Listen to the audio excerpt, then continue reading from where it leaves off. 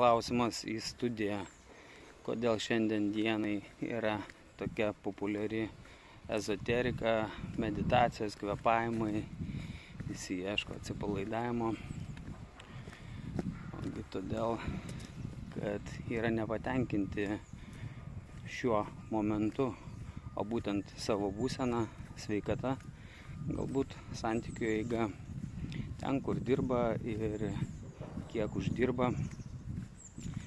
Todėl visa šita vaivorykštė nusidažius pilkuoju atspalviu atneša skausmą ir žmonės pasirenka ieškojimo kelią ir bando įpinti save ir ištirpdyti meditacijose, saviugdoje ir taip toliau.